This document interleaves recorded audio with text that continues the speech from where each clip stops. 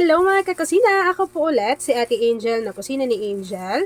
And for today's video, gagawa na naman po tayo ng another dessert recipe na for sure ay hindi mo pa nagagawa or nasusubukan sa iyong kusina. Kaya't panoorin mo na ang buong video dahil madali lang po ito. So una, meron tayo ditong tig 500 ml na microwavable tub. Nilagyan lang po natin yan ng tig kakalahati nitong cake bars. Nasa sa inyo na kung anong flavor ang gusto ninyo. Pero pwede naman yung vanilla. Pwede ito yung makapuno. Pwede rin yung kanilang custard. So ito, tira-tira na lang dan sa aking kusina. Tapos po, ilalagay lang natin yan dito lahat. So ako, ginawa ko, kalahati natin siya para mas tipid. At the same time, magiging kasya yung ating mixture dito. So meron pa tayo dyang lulutuing mixture. Kapag nailagay na natin yung ating cake bars dito sa ating microwavable tub, set aside lang po muna natin ito bago gawin na po natin yung ating mixture. Ganda ng kulay. Kakailanganin po natin itong Menu Magic Ube Jelly Mix. Yan. So take note na hindi pa nakabukas yung apoy sa ating kalan. After naman, tunawin lang muna natin yan sa 1 cup of water. Yan, para sigurado lang tayo na hindi namumuo yung ating jelly powder sa bottom ng ating pan. Alam niyo ba, sobrang sarap nito, yung ube nila na jelly powder. Isa yan sa favorite ko, pagkatas nung leche flan flavor. After nun, maglalagay na tayo dyan ng Marie Evaporada. Ito po ay meron 380 grams. Pero kakailanganin po natin ng 2 lata. Maglagay din tayo at least half teaspoon ng vanilla essence or vanilla extract. And maglalagay na rin po tayo dyan ng 1 can or 380 grams nitong Marie Condensada. So ilagay nyo lang yan dyan lahat.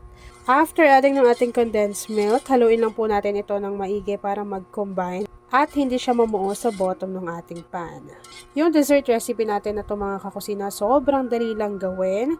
Pwede ninyong ipangregalo, pwede ninyong gawing pang negosyo, kaya naman ipanghanda sa kahit anong klaseng okasyon.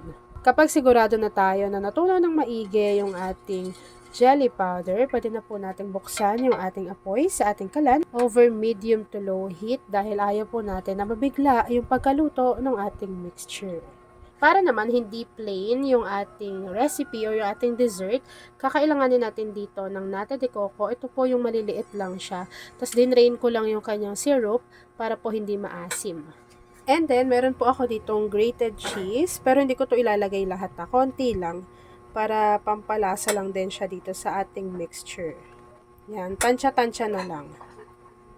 After adding ng ating nata de coco pati ng ating keso, haluin lang po natin ito ng maigi hanggang sa makita po natin na kumukulo na yung ating mixture.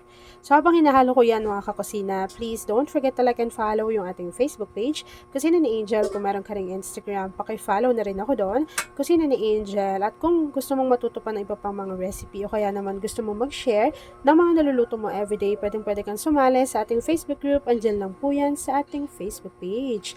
At kung isa ka din pala sa dessert lover or ube lover, say hi Angel sa ating comment box section at ilagay mo na rin kung taga saan ka nanonood. Kasalanan bang mahulog sa'yo? Tumingin ka sa akin. And yes mga kakusina, ito nga pa ng ating kasirola. Flex ko lang din sa inyo. Ilalagay ko na dyan kung saan tayo bumili. Alam nyo ba, ang ganda niyan. Tapos sobrang bilis lang linisin. Kasi nga non-stick yan. Tapos malalim din. Pwede nga rin siyang gawing steamer eh.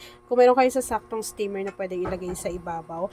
Pwede rin yung paglutuan ng mga may sabaw, sinaing. Pwede rin dyan. Tapos meron din po yung takip. Meron din siya iba't ibang kulay na pagpipilian. Pero ako po, ito yung pinili ko. Yung color yellow.